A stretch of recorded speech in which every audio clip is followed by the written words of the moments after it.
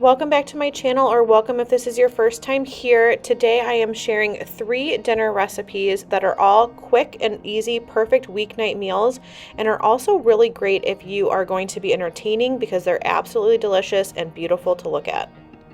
The first recipe is for this lemon baked chicken, and to start out with, we're going to marinate the chicken. So for the marinade, you're going to combine some olive oil and some freshly squeezed lemon juice, and then to that you're going to add in some minced garlic. Now I will have the recipe for this linked in the description box below along with the other recipes in this video, but I do always say I tend to add more garlic than the recipe calls for. So I think they called for like 3 cloves. I added like 4 or 5. And then to that, you're going to add in some salt, some dried thyme and oregano, and then some black pepper. And then you're just going to whisk all of these ingredients together until they combine. And then you're going to reserve a few tablespoons of this to use later. And then the remainder of the marinade is going to go in with the chicken. So I went ahead and prepped my chicken breast. I'm pretty picky about chicken, and so I went ahead and trimmed it, and then I put it into a Ziploc bag and then poured that marinade over it. And you want to make sure you get all of that garlic and the herbs out of your bowl, which you're going to see me do here in a moment. You don't want to waste any of that amazing flavor. And then you just want to refrigerate this anywhere from 30 minutes up to 8 hours. Just make sure when you're sealing your bag, you let all of the air out of it. That helps to allow the marinade to evenly coat the chicken. So I just like to kind of massage it around, flip the bag over, and do the same before putting it in the refrigerator. While that is in the refrigerator, I'm going to prepare the spices that are going to go on top of the chicken, and that's just going to be some paprika, garlic powder, and onion powder. Really simple. And once you have that stirred together and your chicken has marinated, we are ready to get the dish assembled and put into the oven. So once out of the refrigerator, I'm just going to remove the chicken breast onto my cutting board. I'm just doing this with my hands because it doesn't bother me. If it does, just use some tongs.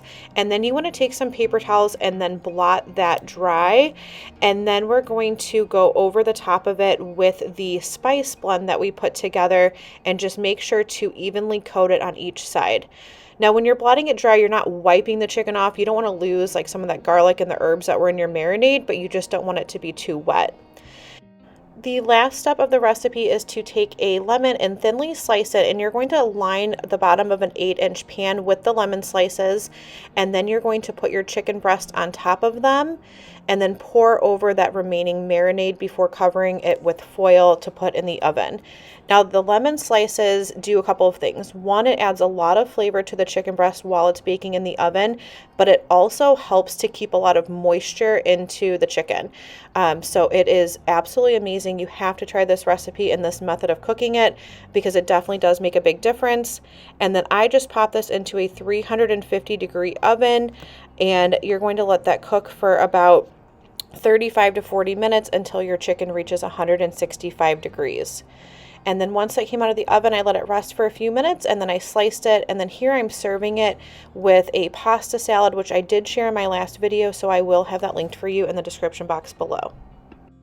The next recipe in today's video is for this honey glazed pork tenderloin, and to start out with, I'm just going to combine all of the spices that we need to rub the pork tenderloins with.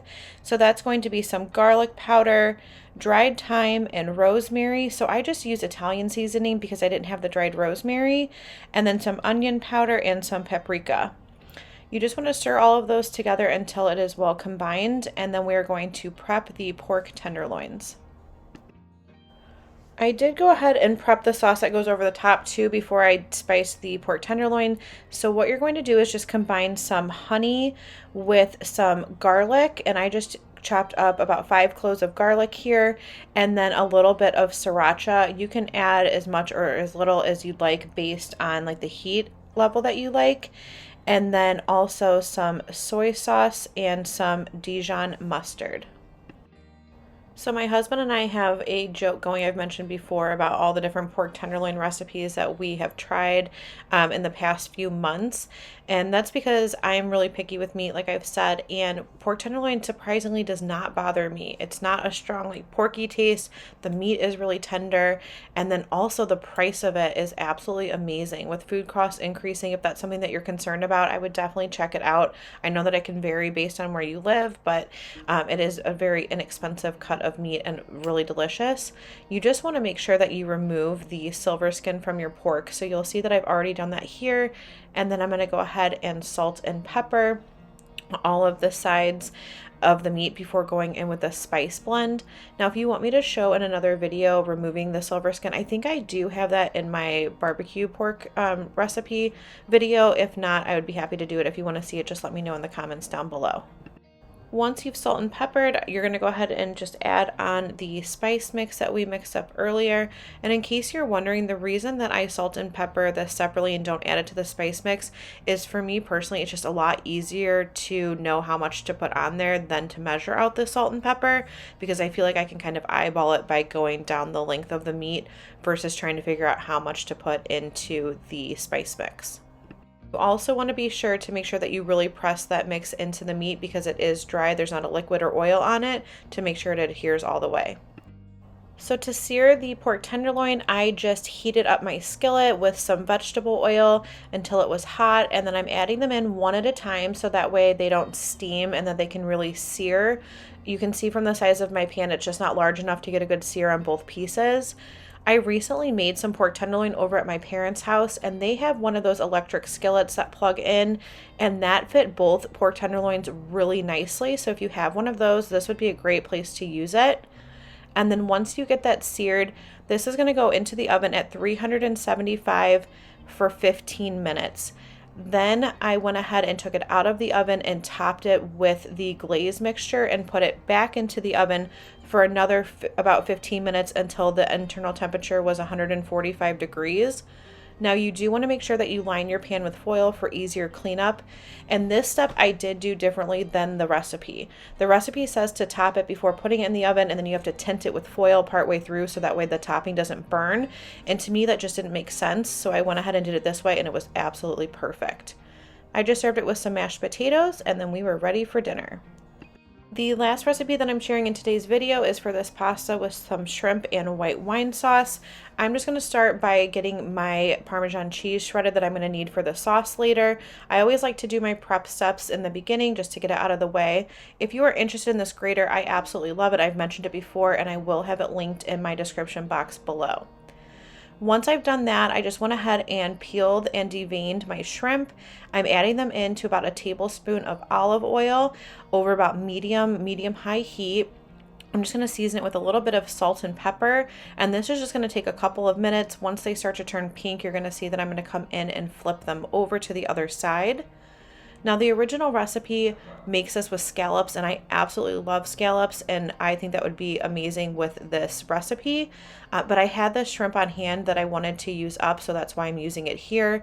And this shrimp is actually smaller. It's a medium-sized shrimp. I usually do a large, so they are a little bit smaller, but they were absolutely perfect. You just want to make sure that you don't overcook them.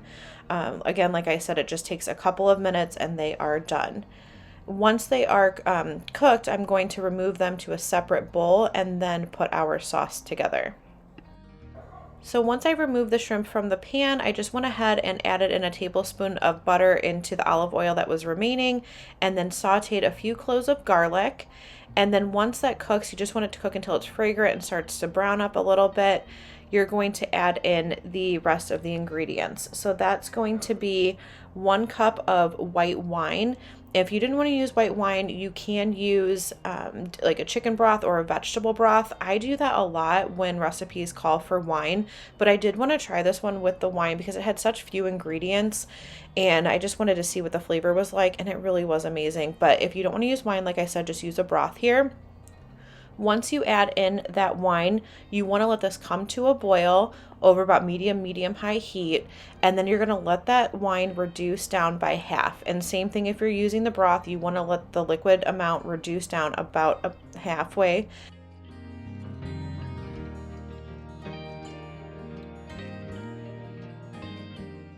Once the liquid has reduced by half, you're going to add in 1 cup of heavy cream and then 1/4 cup of Parmesan cheese, which you had seen me shred earlier. Then you're going to stir all of that together to combine, and you're going to let it stay simmering. You do want to watch it. Once you add dairy into a pan, it can burn. So I did keep an eye on it, stirring it every few minutes, and you just want to let it cook. It's going to take probably about like 5-7 minutes for this to thicken up. And then we're going to add in the remaining ingredients to finish the sauce off, which is going to be a couple tablespoons of capers that are drained, and then a little bit of lemon juice, and then some salt and pepper to taste. And if you don't want to use capers, you don't have to do it. I do enjoy them, so I did use it, but I definitely would at least add the lemon juice because it adds a nice brightness to this sauce, and it kind of cuts through that cream a little bit, so you get a different note with it. And then while I was cooking this, I did go ahead and boil some spaghetti on the side, just cooked it until al dente according to the package directions. And then I'm going to go ahead and add it into the sauce back along with the shrimp and let everything kind of come together and let the shrimp warm up a little bit, and then we will be ready to serve. I really hope that you enjoyed today's video and seeing these 3 recipes. If you did, please make sure that you give me a thumbs up. And if you haven't done so already, I would love for you to subscribe and join my YouTube family. I hope you have a wonderful day, and I will see you in the next video.